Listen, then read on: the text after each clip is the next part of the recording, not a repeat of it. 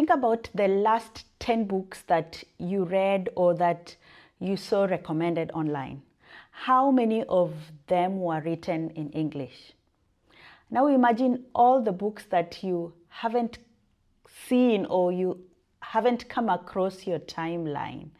Those that are written in other languages like Arabic or in Korean or in Swahili or in Hindu or Japanese or Polish or Persian or French or.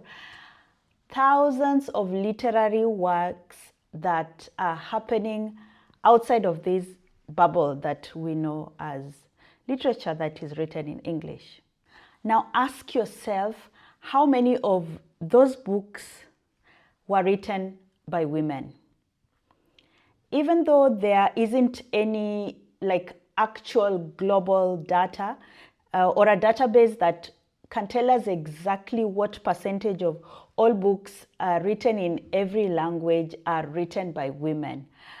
The numbers we do have or that have been put out, or the numbers that I've seen, show us a pattern. They reveal a pattern that is not so good. Women represent a smaller percentage of the total of translated works. And that is why initiatives like the Women in Translation Month that was started by, I think she's called Mital Radzinski. She started this in 2014. This is why such initiatives are so important. And in August, and hopefully beyond August, readers all across the world gather together in spirit and sometimes even in person, like in book clubs, to read, to review, to discuss, and to recommend works by women writers in translation. So in this video, I'm sharing some, I have them here, some of these books that are in my personal library. And these are, let's just say they cover different countries, different languages, and different styles. Unfortunately, they don't cover different genres, something that I want to work towards going forward, just to mix up different genres. So if one of them catches your attention, please add it to your TBR, borrow it from your library or from your friends, or recommend it to someone. Butter Honig Schweinbrot. In English, the title is Butter Honey Pig Bread. Was published in 2020 and is written by Francesca Ekwuyasi. She's a Nigerian author, but she's based in Canada. And it was translated into German by Anna von Rath. So I have both copies. I have the English and the German cover because I initially read the English copy. I initially read the book in English with a book club. And then she came to Germany for an event, a literature festival, African Literature Festival in Berlin, which I attended and forgot to carry my book. So I ended up buying the German copy. They didn't have the English copy because I really wanted her to sign it, and she did. So this book tells us of a story that spans 3 different continents and tells a very interconnected narrative of 3 Nigerian women, Kambirinachi and her twin daughters, Kehinde and Taye. This is a story of choices and their consequences, of motherhood, of friendship, of the malleable line between the spirit and the mind, of finding new homes and of mending old ones, of voracious appetites, of recipes, and there are so many amazing recipes in here.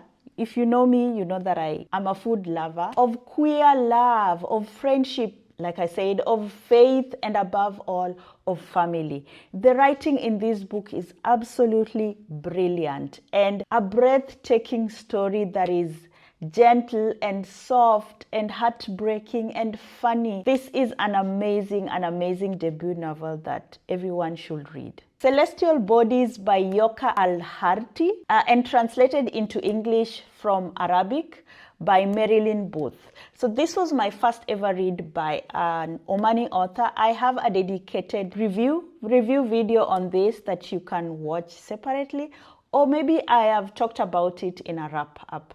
We read this together with my book club, and it is the winner of the International Booker Prize in 2019. So the book is set in a village in Oman, where we encounter 3 women and their families. And through them, we witness a country that is evolving from a traditional slave-owning society and slowly redefining itself after the colonial era to the crossroads of its very complex present. This book is not the easiest read. I struggled a lot with it at the beginning. I had to go back to the book club where we talk about books on our WhatsApp group and just ask for help, but it is very rewarding. It asks for patience, but it rewards you when you manage to go through it. I really enjoyed it, and I enjoyed the discussion that we had with the book club members. The House of the Spirit by Isabel Allende, and translated from the Spanish to English by Magda Bogin, I think, is one of the most important and beloved Latin America works of the 20th century. This was also a book club read. It was picked out by one of our book club members. And in this book, Isabel Allende weaves a luminous tapestry of 3 generations of the Trueba family, revealing both triumphs and tragedies. This was a book club pick that brought out a wide range of opinions. Some loved it, and some people loved it, and some people didn't love it. I was one of the people who didn't like it so much. The critics that came out were like the predictability of the plot, and also like an elitist viewpoint of the author. Some also talked about the socialism that she brought out in the book sounded very utopia, to even one of the members suggesting that it read like a bad dupe of 100 Years of Solitude by Gabriel Garcia Marquez, which I unfortunately have not read, but I have seen that my library has it, so I am definitely going to pick that up. So this wasn't so well loved like most people online talk about. Maybe also it's because it was written quite a long time ago. It just hasn't aged quite well, because it was originally published in 1985, so it's almost 41 years old. Which brings me to the next book also by Isabel Allende, and this one is Violeta, and this was translated also from the Spanish by Francesca. And this is described as the epic story of the main character, Violeta del Valle, a woman whose life spans over 100 years. She lives to be 100, and she bears witness to the greatest upheavals of the 20th century. This one I love. This one I really, really enjoyed. I read it probably 2 or 3 years ago, and I felt that it was really inspiring, but also at the same time deeply emotional. I had a feeling that her writing to me improved along the way. Because I read Violeta first, I kind of felt like it was a redoing of The House of Spirit, because The House of Spirit also follows like different women who belong to the same family. So this one is just one. I just felt like this was done much better. So I don't know. Let me know if you've read any of her works, but so far I've only managed to read these 2, and I prefer Violeta more to The House of the Spirit. Heart Lamp by Banu Mushtaq, and translated from Kannada to English by Deepa Bhashti. This was also a book club pick for our book club, and we will be discussing it next month. It was our pick for August for Women in Translation Month. And this is a collection of 12 short stories in which the author exquisitely captures the everyday lives of women and girls in Muslim communities in southern India, rural southern India. The stories in this book are heartbreaking but also very inspiring, and are really proof of Banu Mushtaq's years and her work as a journalist, as a lawyer, and as a champion of women's rights. It is also proof of a need for such literature.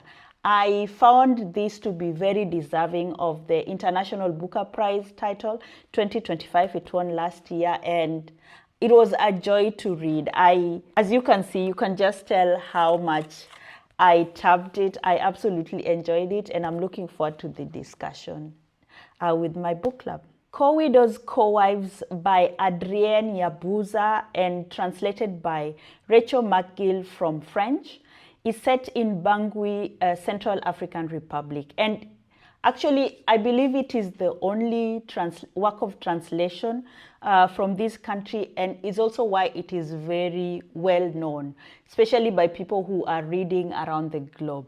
And it is the story of Ndongo Pasi and Greg Popu. I am definitely butchering these names.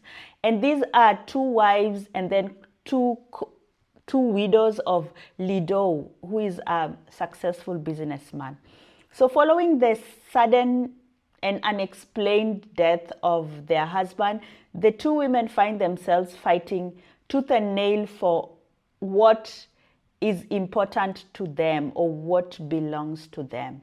And all this is set against the backdrop of political instability, corruption, and friction between what is considered the old and the new. Unfortunately, I did not love this one, even though it's very popular. Everyone in my circle has read it and love it. The story to me felt flat, and the characters were one-dimensional. I liked the portrayal of this happy, idyllic, polygamous relationship. It was a breath of fresh air to read, but unfortunately it just fell flat for me. I think I will do a full review of this, or either I will talk more about my feelings in an upcoming monthly wrap-up when I wrap up all the books that I read in August. So look out for this. This is your sign to, of course, like, subscribe, comment, put on your bell notification so that you come back when I post the August wrap-up. Taiwan Travelogue by Yáng Shuang-zi, which is translated by Lin King, I think from Mandarin to English, follows a fictional Japanese writer on a visit to Taiwan back in around May 1938, when Taiwan was still a colony of Japan. In this book, we follow the budding relationship that this writer has with her Taiwanese translator. So this means that it is in a translation, which I absolutely love. It's like those Russian dolls. So that's what came to my mind as I was reading this, because it's about a translation, but it's also a translated work. And I think what I love the most about this book is that everything is happening, and the exploration is also done through travel and through food. I have a dedicated review video of this up on my channel. I will try and link it up here or in the description box below. But just know that I loved it. I absolutely loved reading this book. And the author will be coming to my city soon, and I already got my ticket. Before, I was calculating, do I get it, do I not? But I need to see her, I need to listen to her, and hopefully get my book signed when I get a physical copy, because I listen to these as an audiobook. So those are the books that I have read. From this point, these are the ones that I own that I'm yet to read. On a Woman's Madness by Astrid Roemer and translated from Dutch by Lucy Scott is described as a classic of queer literature that is electrifying today as it was when it was originally published in 1982. This was, I believe it was longlisted or maybe even shortlisted for the International Booker Prize, I think. I'm not so sure. It was nominated, longlisted or shortlisted for an award. And I remember I entered a giveaway for it. I think it was the Booker Prize. and I won a copy. So in this book, we follow the main character, Noinka, who is a courageous Black woman trying to live a life of her choosing. I went online to read some of the reviews of the book because I started reading it maybe last month. I picked it up and I think I didn't get past page 10. So I put it down and said maybe it's not the right time. I will pick it up later. Then as I was browsing online, looking at reviews, I read one of the reviews by someone who also did not finish it. And this person said, I quote, "I could not read more than 10 pages from this novel. It is too dense and puzzling. Shortly, I realized I do not want to make the effort." I almost felt like this reviewer took the words right out of my mouth. I almost said that, but I am not giving up because it has won several awards. I will give it another try. Maybe like a cozy read. Maybe it's not something to read when there's so much going on, because I remember I read it while I was at the beach. So maybe I need silence to read it. So I'll go back to it. Kim Jiyoung, born 1982, by Nam-joo and translated by Jamie Chang, is described as the South Korean sensation that has got the whole world talking. It is, I believe, the life story of one young woman born at the end of the 20th century, and it raises questions about endemic misogyny and institutional oppression that are relevant to us all. I got this as a gift for my birthday 2 years ago, and I am embarrassed that I haven't picked it up yet. So I am moving it up my TBR because it's a small book. It's 160 pages. I should read it, and it has very, very positive reviews. And last but not least, we have this, which I have to admit I only bought because of the cover. Please raise your hand if you have bought a book just because of the cover. This is Zogen wir den Hinab, which is the German version of Let Us Descend by Jesmyn Ward. And this was translated to German by Ulrike Becker, from English, of course.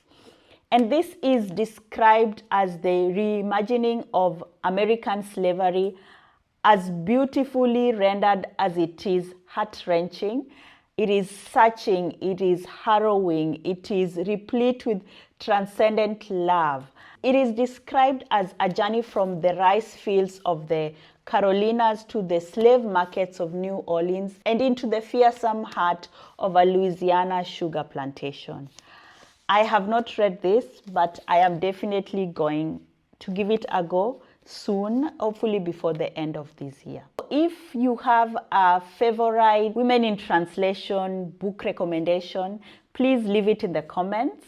I'd love for this comment section to become its own recommendation list. I love that. I will come back to it as often as possible, and I hope you can also pick out some that are new to you. And of course, if you enjoy discovering books from around the world, please subscribe for more. Make sure to comment, like, and share this video, and see you on my next one. Thank you, and keep on reading, and bye.